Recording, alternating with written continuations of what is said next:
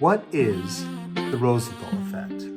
And how can it change how you talk to your kids, what you can expect from your kids, and why it might just be one of the most important principles for getting your kids to actually sit, listen, and engage with the Bible lesson and whatever you're trying to teach them in your kids' ministry. Today, in Kids Ministry Sucks, the Rosenthal effect. Let's talk about it. Kids ministry sucks, but I'm here every week. Wild ones running and the floor's never clean. They want candy. In the late 60s, a couple of researchers by the name of Rosenthal and Jacobson went into an elementary school in California. They went in and they administered what they said was an intelligence test, an IQ test, to all of the children. After they gave the test to the kids and after the results came in, they sat and talked to the teachers, and they told the teachers that about 20% of the kids had done really well on this test. These kids were surprisingly intelligent and they were going to do amazing things in their class. And they told the teachers the names of the students that they said had done really well. And they said, you can expect great things from this group of kids. Towards the end of the study, when they came back, they administered another intelligence test to the kids. And sure enough, that 20% of the kids that they had said would do well did really, really well. They had scored even better on the next test that they were given than they had done. And the teachers bragged about how well the students had done and how the students had fallen in line exactly with how the researchers had predicted they would do. It's then that the researchers made a confession. It turns out that 20% of the class that they said were going to be the high achievers were not the kids that had done well on the original test. In fact, they were kids that had been chosen completely at random. In other words, the only reason those kids would have done better after the fact on the second test was because the teachers expected them to. Because the researchers had told the teachers that these were the smart kids, these were the kids that were going to do amazing, the teachers had somehow influenced the kids, and the kids had lived up to the expectations that had been placed on them.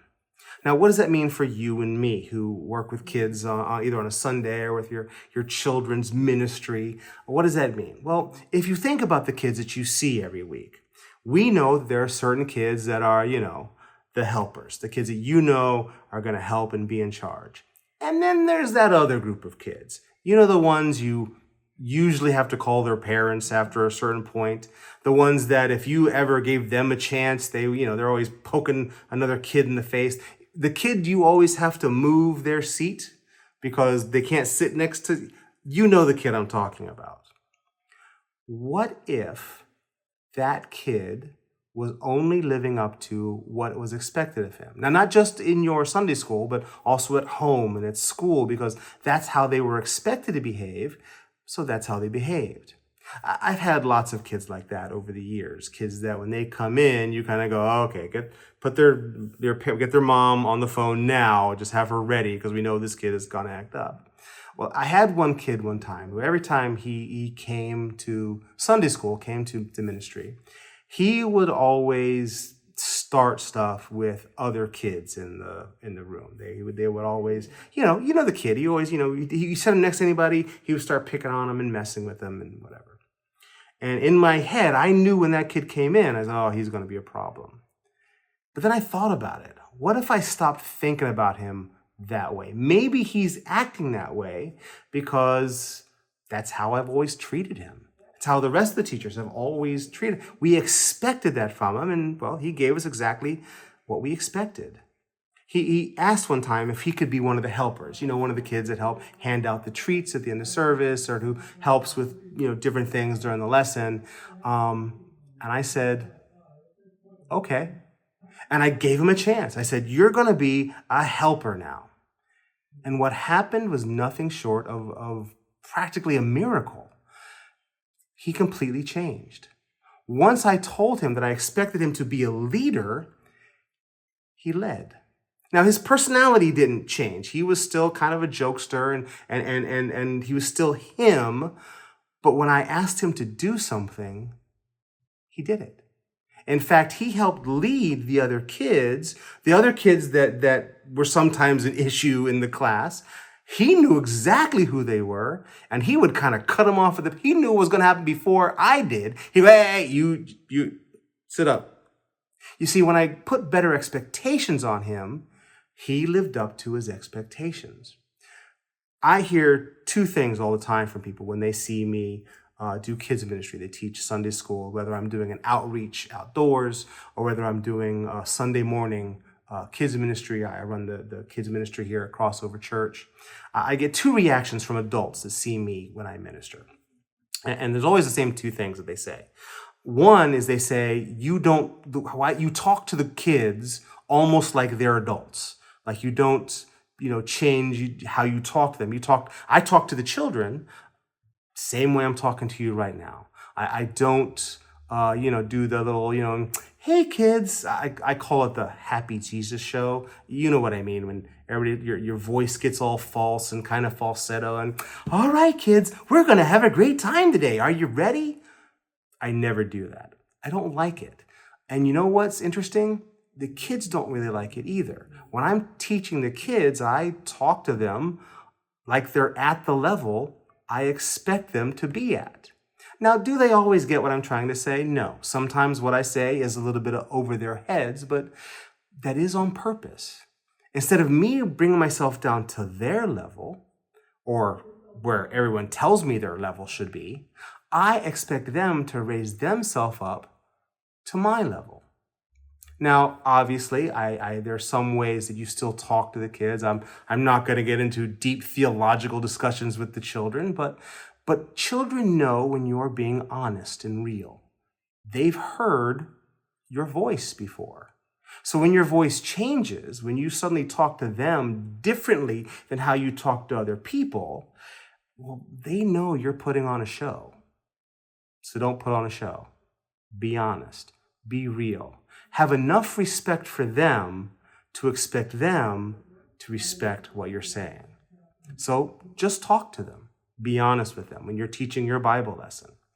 The second thing people say is I've done it outdoors with 100 kids, 300 kids. I've done it with 1,000 kids. I've done it indoors with 3,000 kids in an auditorium. I've done it regularly on a Sunday with groups as small as 10 kids to 60 kids to 150 kids indoors to you name it.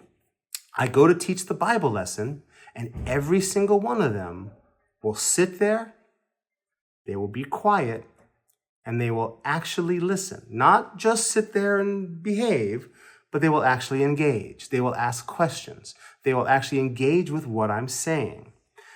Part of the reason they do that, now people ask me, how do you do that? Like I've had parents ask, how'd you get my kid to sit down for, 10 minutes and 15 minutes and listen to you preach a Bible story to them? Well, the answer is not simple. There are a lot of different principles at play there that I engage with. It's not one simple cut and dry answer. There's a lot of things that I'm doing, a lot of principles that I'm engaging. But one of those principles is the Rosenthal effect. They are behaving in the way that they know I expect of them. I heard somebody say this once, and I don't remember where this quote came from, but they said that the most demeaning and degrading thing that one person can do to another person is expect less of them. That is degrading to that person. And we do it to children all the time. We lower our expectations, and that is demeaning to them. Instead, let's raise our expectations, not only just to try to get them to behave, but because we want them, that's how we want them to see themselves. To see themselves as not just somebody that, has to be talked down to. They will give you exactly what you expect of them if they know, one, you believe they can do it. Two, if they believe they can do it. And three, if they know exactly what it is you expect. The Rosenthal effect, also called the Pygmalion effect, or the observer expectancy effect. That's the technical term. I'm looking at it on my computer. But it's a real thing. What do you expect your children to do? Because I've found whatever expectations you put on them, they will live up to. Until next time, it's Pastor Marty. Catch you on the next one. Kids ministry sucks, but I'm here every week. Wild ones running and the floor's never clean.